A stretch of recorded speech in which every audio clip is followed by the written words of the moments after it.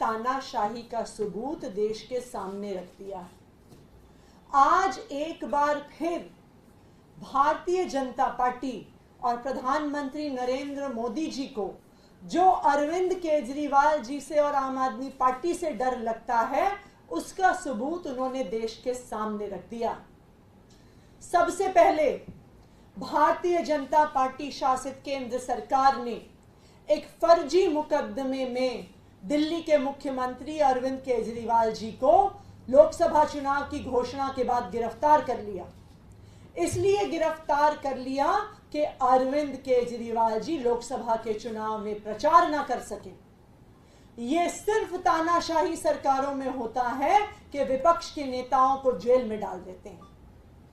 तानाशाही सरकारों में यह भी दूसरा लक्षण होता है कि विपक्षी पार्टियों को प्रचार करने से रोका जाता है। और आज यही हुआ है।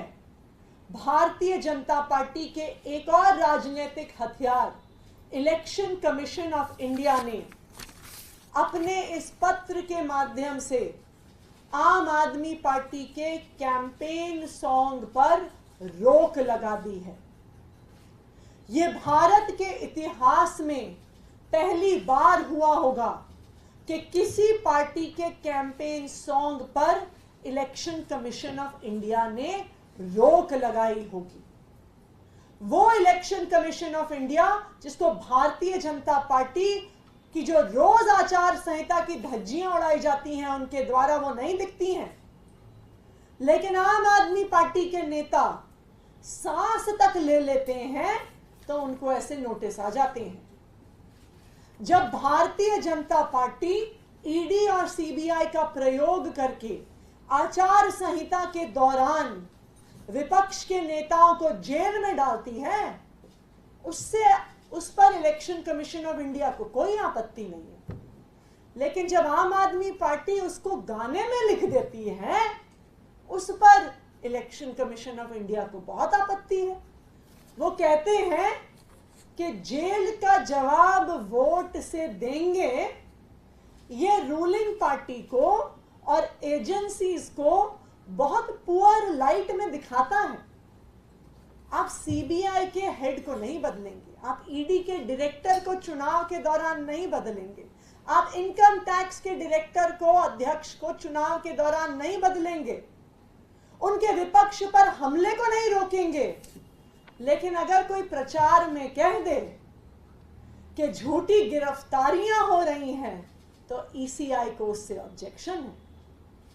जब भारतीय जनता पार्टी की वॉशिंग मशीन चलती है, जब भारतीय जनता पार्टी में एक एक करके जो विपक्ष के नेता जाते हैं, उनके ईडी के, सीबीआई के, इकोनॉमिक ऑफेंसेस विंग के, एंटी करप्शन ब्यूरो के केस बंद हो जाते हैं, उसमें इलेक्शन कमीशन ऑफ इंडिया को कोई आपत्ति नहीं है।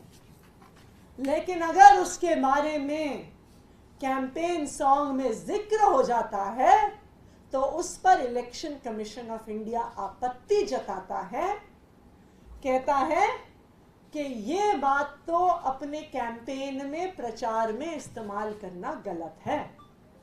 तो भारतीय जनता पार्टी तानाशाही करे वो सही है, उस तानाशाही के बारे में कोई प्रचार करे वो गलत है।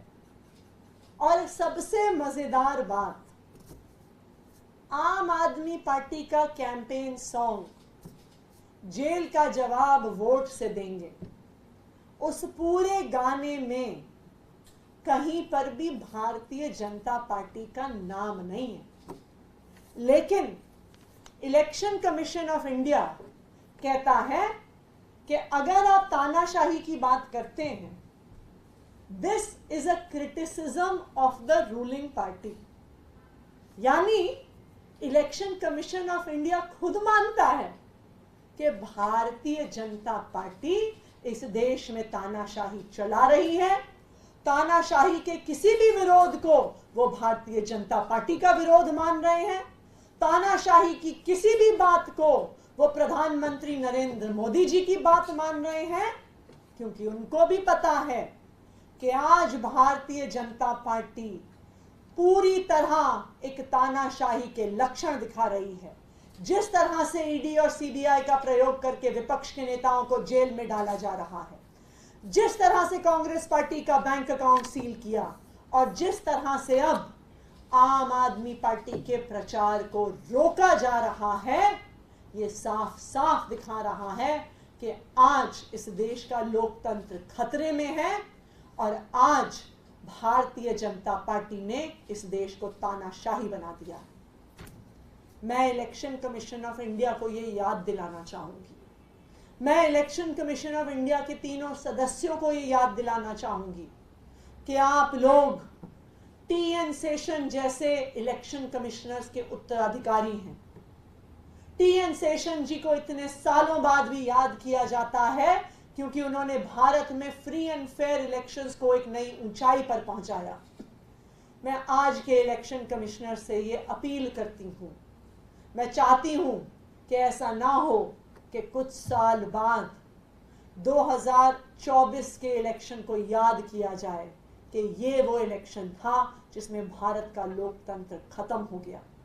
ये वो इलेक्शन था जिसमें election commission of India neutral नहीं रही।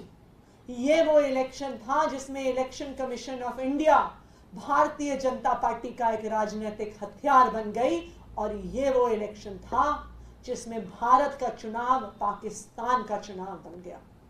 तो मैं इलेक्शन कमीशन ऑफ इंडिया से ये अपील करूंगी कि जो भारतीय जनता पार्टी रोज आचार संहिता की धज्जियां उड़ा रही हैं उस पर भी ध्यान दीजिए और विपक्ष का प्रचार रोकने का जो आप काम कर रहे हैं उस काम को बंद कीजिए।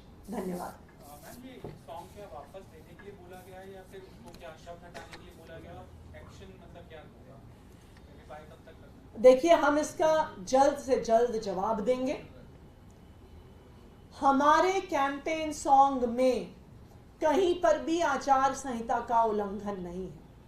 जब हम अरविंद केजरीवाल की गिरफ्तारी की फोटो दिखाते हैं वो तो एक फैक्चुअल फोटो है। जब हम मनीष सिसोदिया जी को पुलिस वालों द्वारा उनके साथ राउज एवेन्यू कोर्ट में बदतमीजी होते हुए दिखाते हैं वो फैक्चुअल वीडियो है। जब हम प्रोटेस्ट कर रहे आम आदमी पार्टी के कार्यकर्ताओं को पुलिस से बर्बरता द्वारा उठाए जाना दिखाते हैं वो तो फैक्चुअल वीडियो है। क्या अब इलेक्शन कमीशन ऑफ इंडिया चाहता है कि जो सच्चाई है वो देश के सामने ना आए? क्या इलेक्शन कमीशन ऑफ इंडिया चाहता है कि दिल्ली पुलिस की बर्बरता देश के सामने ना आए?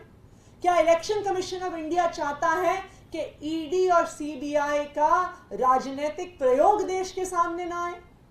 आप ईडी और सीबीआई को रोको, आप इनकम टैक्स डिपार्टमेंट को रोको, आप दिल्ली पुलिस को रोको, लेकिन जो उनकी सच्चाई उजागर कर रहा है उन पर आप क्यों रोक लगा रहे हैं? Thank you.